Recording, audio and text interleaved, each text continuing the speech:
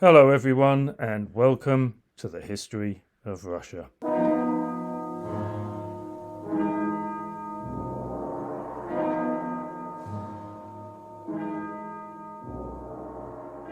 As usual, I'm Damon and this is episode 74 in Other News. Thanks for listening in.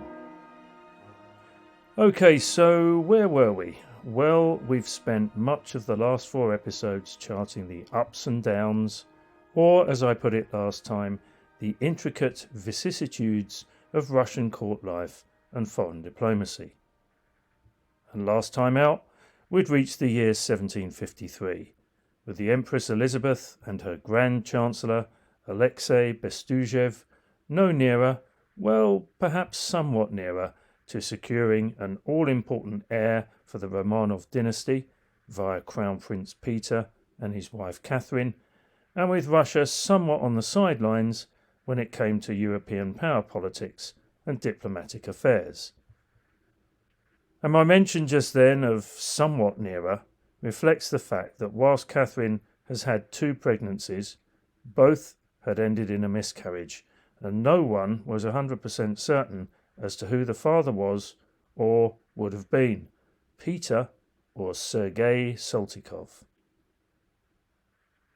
This week, probably much to everyone's relief, we'll be taking a break from the ceaseless round of court intrigue and instead we'll be looking at what else was going on in Russia during the Elizabethan age.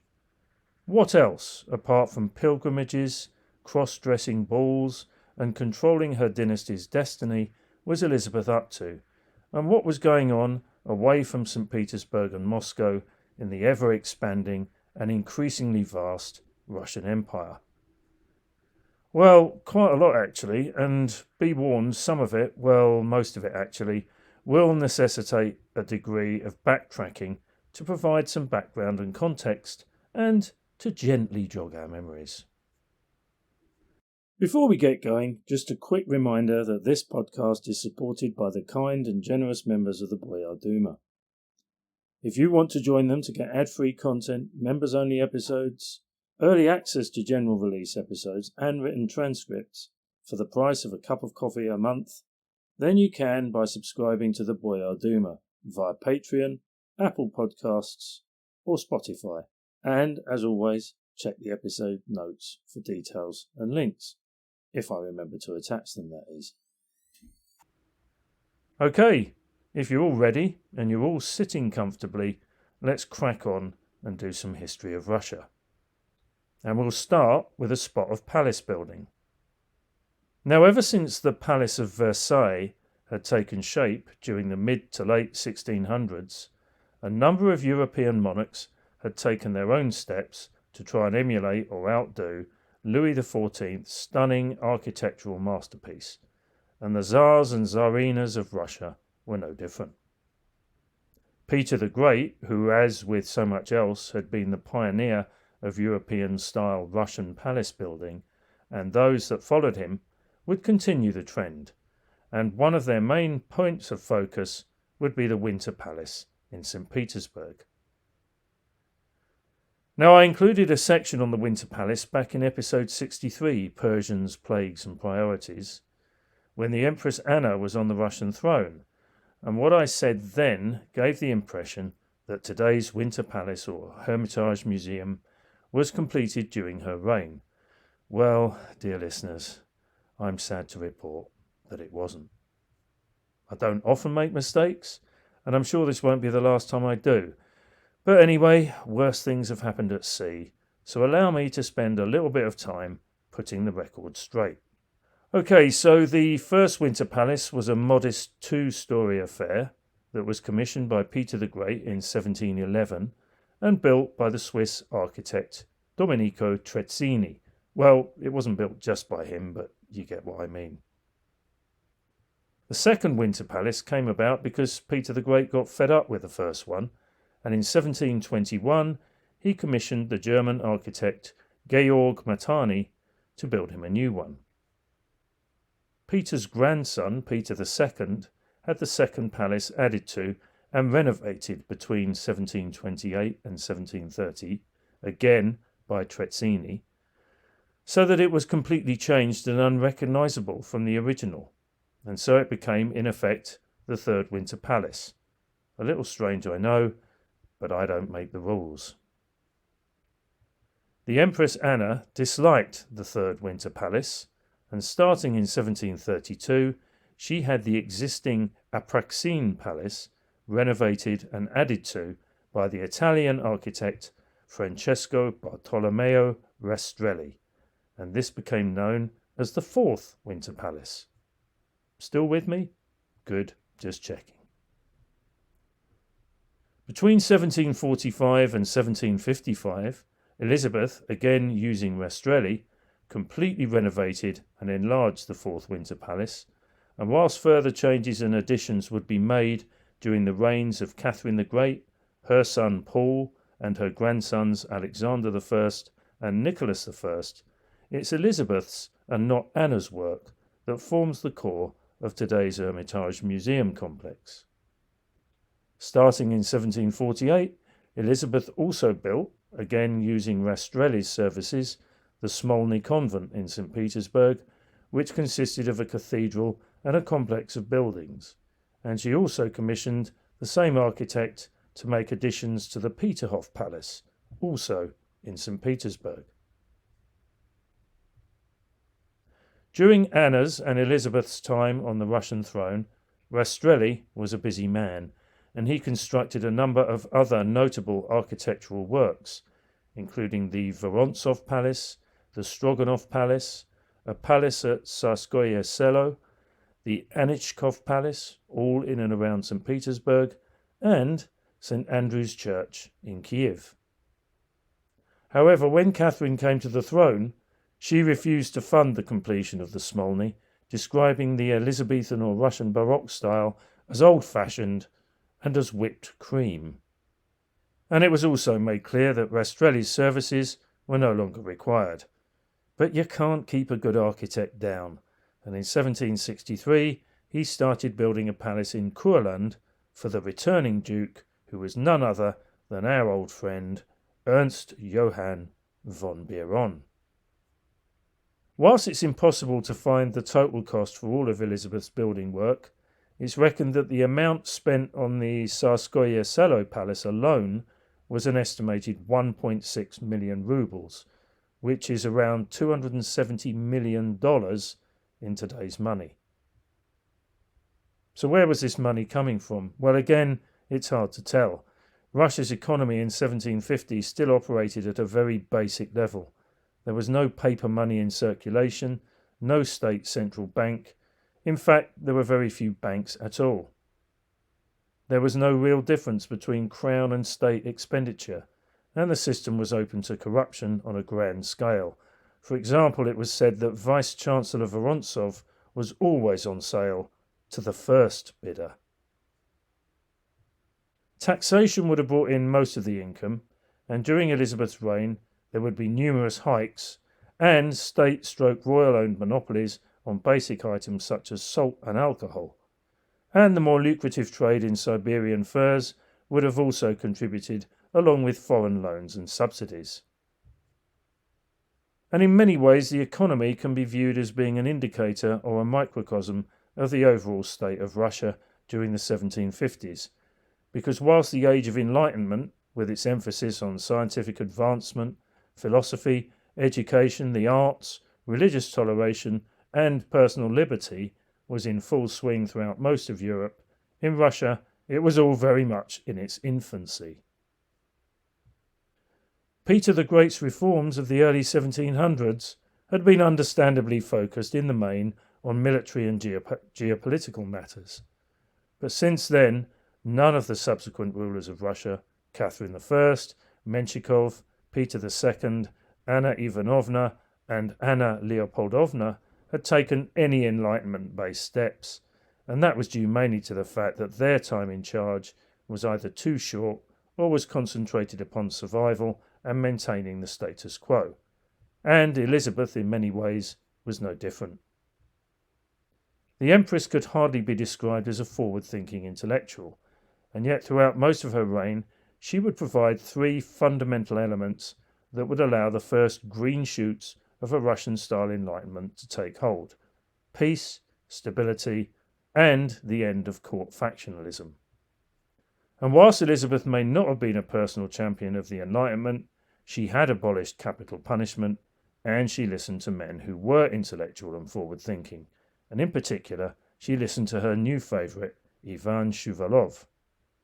Unlike nearly all of the men who were in and around Elizabeth's court, Ivan Shuvalov wasn't that ambitious and wasn't really that interested in advancing his own family's interests, much at times to the annoyance of his older cousins, Pyotr and Alexander. Instead, Ivan was determined to use his position and good fortune for the advancement of learning and the promotion of European fine arts. And in time, he would become the epitome of the enlightened courtier. He exchanged letters with the leading French thinkers, Voltaire and Diderot, and with their help he produced and then published a multi-volume history of the Russian Empire under Peter the Great. Shuvalov then took an aspiring young poet, Mikhail Lomonosov, under his wing, and together in 1755 the two men gained the Empress's approval to set up Russia's first open-to-all university, the Moscow Imperial University. Now I've put an asterisk next to open to all, and I'll explain why a bit later. So Russia had two other seats of higher learning: Moscow's Slavic Greek Latin Academy, which had been set up during the reign of Fyodor III in 1687, primarily for theological purposes, and the St Petersburg Academy of Sciences, which had been established in 1724 during Peter the Great's time. The St Petersburg Academy was the forerunner of both the Russian Academy of Sciences and today's St Petersburg University, and if you look on their official website, they claim it to be the oldest university in Russia. But it states the same thing on the official website of the Moscow or Lomonosov State University, which traces its roots back to the Moscow Imperial University. So who's right? Well, whilst each of the three aforementioned places of higher learning have a solid claim to be the oldest, I'm going to duck the issue and stick with my previous statement. Moscow Imperial was the first open-to-all university in Russia. And so despite her own personal indifference, Russia's own brand of the Enlightenment, the so-called despotic Enlightenment, was able to take a foothold, and during the reign of Catherine the Great, this foothold would be added to and expanded upon. And I'm not sure if you can add to or expand a foothold, but you know what I mean. Okay, it's time to circle back and look at those asterisks that I've just mentioned. But before we do, let's take a quick commercial break. Don't go away. Okay, we're back. So, what about those asterisks? So, when the Moscow Imperial University opened its doors to everyone, and when Elizabeth's proclamation promising free basic education for all came into force, over 50% of a total population of around 38 million were excluded due to their position in the lowest strata of Russian society. Yes, dear listeners, it's time for one of our occasional forays into the system that legally bound in 1753 some 20 million men, women and children to their landowners: serfdom. Serfdom, which had been legally tied down back in 1649 and which had undergone several increasingly harsher iterations since that time, was still a miserable condition, akin to, but not quite, slavery. The serfs themselves weren't owned by the landowner. They just happened to be legally tied to the land that the landowner did own. And I'm not sure there's much difference actually, but c'est la vie. And of course the idea that serfs needed education of whatever type, basic or university, really hadn't or didn't cross anyone's mind. It was simply inconceivable. They were the invisible mass who worked the land and who, when they weren't doing that, acted as cannon fodder during those periods when the Russian state was at war. A typical mid-18th century serf and his family worked the land for their landowner in one of two ways or systems, barshchina or obrok. Barshchina was essentially unpaid labour, meaning that for a certain number of days per week, serfs were obliged to work for their landowners rather than for themselves. Obrok was where peasants worked when they wanted to, but they had to regularly give a portion of their harvest or a sum of money to their landowner. Either way, there was very little opportunity for the serfs to improve their lot, as neither obrok or barshchina provided enough land, or more importantly, enough free time for them to improve their lot, and so they spent their times living just on or just below the poverty line. In essence, they were running to stand still, and they were living their lives for the benefit of others. And even keeping up this miserable existence was precarious. If the crops failed for whatever reason, or the men were called up to serve in the Russian army, destitution and or famine would be just around the corner, which was why so many serfs escaped, if they could, either to the Polish-Lithuanian Commonwealth or the wild lands of southern Ukraine. And of course a lot depended on what type of landowner you had. Some were enlightened, took their responsibilities seriously, looked after their serfs well, and provided for them when times were hard. On the flip side, however, there were landowners who treated their serfs abysmally. And probably the most infamous case, which came to a head in 1762, involved a certain Daria Saltykova.